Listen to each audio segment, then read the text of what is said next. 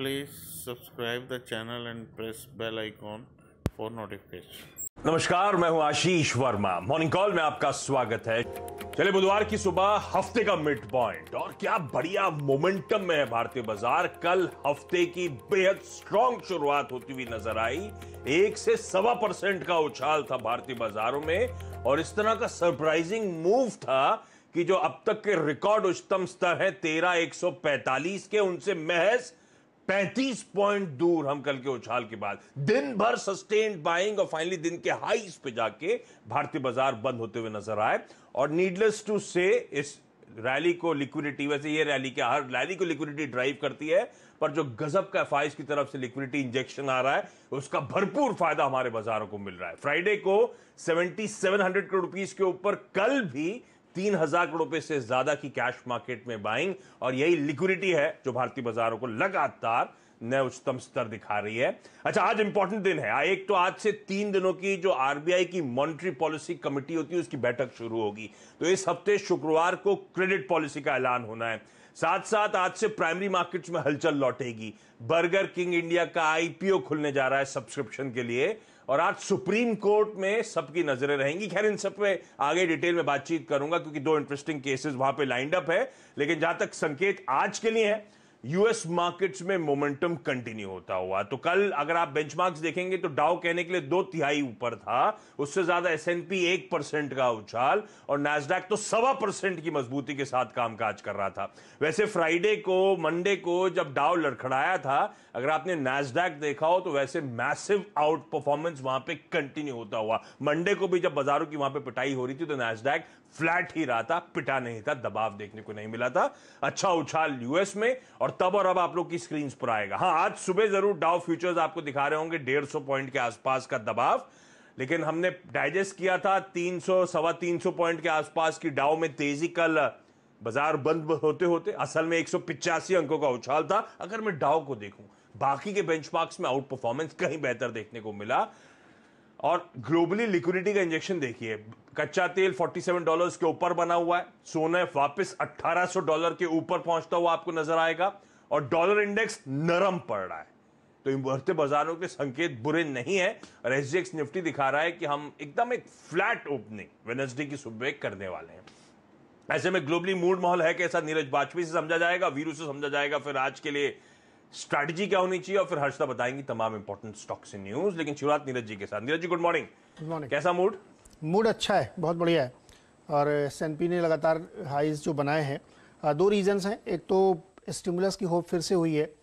Nancy Pelosi और जो Steven munition है, उन्होंने एक नया प्रपोजल के ऊपर बातचीत करनी शुरू की है। हालांकि वो मुश्किल है होना, क्योंकि अब सीनेट और हाउस में बहुत दिक्कत होने वाली है, लेकिन बातचीत शुरू हुई है तो एक ये होप बनी हुई है। तो एक तो ये बढ़िया ट्रेड के लिए था। फाइजर ने अपनी वैक्सीन के लिए फाइल कर दिया है और उम्मीद है कि वो मिल जाएगी। जो डीजी हेल्थ है यूएस के, उनका ये कहना है कि शायद 3rd वीक ऑफ दिसंबर से वैक्सीन लगनी शुरू हो जाएगी, क्योंकि 2 लोग फाइल कर चुके हैं तो उनको अप्रूवल मिल जाएगी। Next week, early next week तक ये अप्रूवल आ जाएगा तो लगना शुरू होगा। तो होप ट्रेड है। पैसे रुपए की फिर से बात हो रही है, वैक्सीन की फिर से बात हो रही है, और बहुत सारे जो आंकड़े आए हैं यूरोप और अमेरिका से, वो इंडिकेट कर रहे हैं कि मैन्युफैक्चरिंग में बहुत तगड़ा रिवाइवल देखने को मिला है। इसलिए कई सारे जो मेटल हैं नॉन फेरस, उसमें बहुत तेज़ी है। कॉपर 2013 के बाद से हाईएस्ट लेवल पर पहुंच गया और टारगेट $10,000 तक के दिए जा रहे हैं। तो ये एक बड़ी पॉजिटिव खबर है जिसकी वजह से वहाँ पे तेज़ी बनेगी। ऑयल की जहाँ तक आपने बात की, उसमें झगड़ा हो गया ओपेक के अंदर। एक पक्ष कह रहा है कि प्रोडक्शन कट कंटिन्यू करिए 3 महीने, दूसरा पक्ष कह रहा है कि मत करिए क्योंकि उतनी डिमांड नहीं है तो बिकेगा नहीं उतना। लेकिन इस झगड़े की वजह से अब थर्सडे को फिर से मीटिंग होगी और उसमें शायद फैसला लेने की बात, क्योंकि उन लोगों का ये मानना है कि अगर हमने प्रोडक्शन कट रिलीज़ कर दिया तो क्रूड के प्राइसेस बहुत बुरी तरह गिरेंगे, तो फिर उन देशों को सस्टेन करना मुश्किल हो जाएगा जो ऑयल की डिपेंडेंसी पे हैं। तो इस वजह से ओपेक की बैठक पे भी आप इस पूरे वीक नज़र रहेगी। लेकिन कुल मिला के आप देखिए तो तेज़ी का माहौल बना हुआ है। लगातार वहाँ पे जो इन्वेस्टर हैं वो बाइंग देखने को मिल रही, बहुत सारे एक्विजिशंस वगैरह हो रहे हैं, तो वहाँ पे एक तेज़ी का माहौल है। और ये होप ट्रेड हमें लगता है दिसंबर के तीसरे हफ्ते में जब पहला नश्तर लगेगा लोगों के, तब तक चलता रहेगा। तो मोमेंटम बना हुआ है, घबराने की जरूरत नहीं, संकेत अच्छे हैं और वो दिख भी रहा है स्क्रीन पे क्रॉस द ग्लोब रह के वापस बाइंग इमर्ज करती हुई। वीडियो में आगे बढ़ने से पहले डिस्क्रिप्शन बॉक्स में जो लिंक दिया गया है वहां पे क्लिक करके इंडिया के नंबर 1 ब्रोकरेज हाउस जीरोडा के साथ जुड़िए, जहां पे आपका ब्रोकरेज 0 लगेगा और अगर लगेगा तो वो भी सिर्फ 20 रुपये इंट्राडे ट्रेडिंग के लिए। क्रॉस एसेट क्लासेस और कल का सेशन एक बार फिर से डायरेक्टर साहब स्क्रीन पे दिखाइएगा। इंट्राडे में निफ्टी कल सुबह सुबह चर्चा क्या हो रही थी कि जब तक 12770 नहीं टूटे तब तक खरीदारी करनी, और एफआईएस के जिस तरह के फ्लोज आ रहे हैं लग रहा है वो हायर लेवल्स के लिए ब्रेस अप कर रहे हैं। और देखिए कल बात हुई थी खरीदें, किसी भी गिरावट में खरीदें, मन खरीदारी का रखें, इवेंचुअली देखिए किस तरह से बाजार ने आपको रिवॉर्ड करके दिया। तो एकदम सही स्ट्रैटेजी, 13100 के ऊपर जाके बंद हुए हैं, रिकॉर्ड हाई से किसिंग डिस्टेंस दूर। ऐसे में वीरू कल की स्ट्रैटेजी एकदम सटीक रही, आज कैसे अप्रोच करना है, डेटा पॉइंट्स क्या सजेस्ट कर रहे हैं? एक तो 12770 जो कि बेस था, आशीष बेस ऊपर खिसक रहे हैं। कल का हमारा टारगेट था करीब करीब 13127, 13150, 13128 देगा हाई। अब आपको इंडेक्स को, सबसे अच्छी बात है कि इंडेक्स बहुत वाइल्ड स्विंग नहीं दे रहा है। 200-250 पॉइंट के आपको रीजनेबल स्विंग दे रहा है, और ओपनिंग के बाद एक डिप मिलता है। इनिशियल कैलकुलेटेड रिस्क लेने वाला बाजार है। यहाँ पे शुरुआत करूंगा एफआईएस के आंकड़ों से आशीष। 3200 करोड़ रुपए की बाइंग, इसके अगेंस्ट डीआईएस की सेलिंग सिर्फ 1000 करोड़ रुपए की थी। इंडेक्स फ्यूचर्स करीब करीब 500 करोड़ रुपए का बेचा उन्होंने। लेकिन अच्छी बात है आशीष, उन्होंने करीब 18000 कॉल लॉन्ग करके 15000 पुट शॉर्ट कर दिए। पुट शॉर्ट का मतलब होता है बेस, और कॉल लॉन्ग का मतलब होता है तेजी। जो लेवल कल 12770 था वो खिसक के अब ऊपर आ गया। कल 2 स्ट्राइक्स पे बहुत स्ट्रॉन्ग पुट राइटिंग हुई है आशीष, 12900 पे और 13000 पे। इन 2 स्ट्राइक्स से बहुत स्ट्रॉन्ग पुट राइटिंग थी, और कॉल राइटर नहीं विजिबल है कहां तक, 13300 तक। 13300 तक कॉल राइटर विजिबल ना होने का एक इम्पैक्ट ये होगा कि आपको 12256 और 12270 तक का, 13256 और 13270 तक का स्विंग मिल सकता है। तो मेरी अप्रोच ये रहेगी, लेवल्स आपके स्क्रीन पे होंगे आशीष। ऊपर 2 लेवल काफी इंपॉर्टेंट है, 13190, 13210, उसके ऊपर 240 और 257। बाय ऑन डिप्स सबसे क्रिटिकल बेस रहेगा अब पोजिशनल पर्सपेक्टिव से 12910, 12870। लेकिन डे ट्रेड का स्टॉप लॉस होगा करीब करीब, आप ये समझ के चलिए कि करीब 13027 और 12290। इनिशियल डिप मिल रहा है, उसको बाय कीजिए, और ऊपर 12257, 13257 इस ट्रेजेक्टरी में निकल जाइए। जहां तक निफ्टी बैंक का सवाल है, देखिए वहां पे 2 जगह कॉल राइटर्स ग्रिप बना के बैठे हैं, 30000 और उसके बाद 30500। यानी 30000 और 30100 की ट्रेजेक्टरी में थोड़ा सा स्ट्रगल होगा, क्योंकि वहां पे कॉल राइटर बैठा हुआ है। अप्रोच क्या है, देखिए ऊपर की तरफ 30067 और 147, ये निकलना थोड़ा सा मुश्किल होगा, लेकिन फिर भी हमको बाय करना है।